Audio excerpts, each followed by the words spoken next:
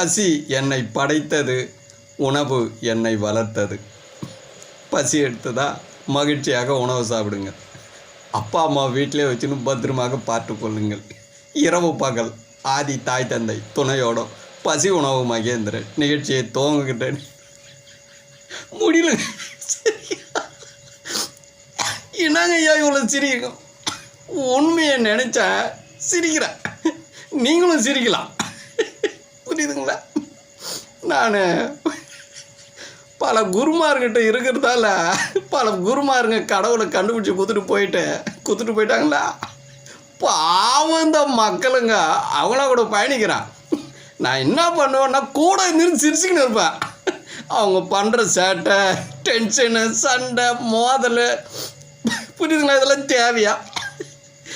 நமக்கு பிரச்சனையே கிடையாது. நான் அதெல்லாம் சந்திக்க மாட்டேன். ஏன்னா நம்ம ரெண்டு தான் கையில் எடுத்துக்கிறோம். எது? ஆதியை பசி உணவு. வேறு எது கேட்டாலும் தெரியாதுன்னுடுவேன். ஏன்னா ஒருத்தர் கேட்டாராக்கா, ஐயா புக்கு எழுத மாட்டேன்ட்டான். ஏன் நீங்கள் படிக்க மாட்டீங்க, நான் இதுக்கு வேஸ்ட்டா? ஒருத்தர் 200 புக்கு எழுதிக்கிறாரு.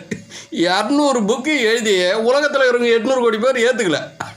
இப்போ ஒரு புக்கு கூட ஏற்றுக்கல, எழுதலை. நான் காலையில் 800 கோடி பேர் சரணாகதி உலகம் முழுவதும், மதியம் 800 கோடி பேர் சரணாகதி, இரவு 800 கோடி பேர் ஏங்க எவ்வளோ பெரிய அறிவாளிங்க நான்.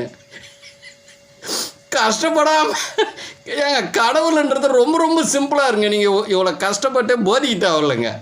அதை புரிஞ்சு வெளியே வந்தேன்னா எவ்வளோ அறிவு இருக்குன்னு எனக்கு.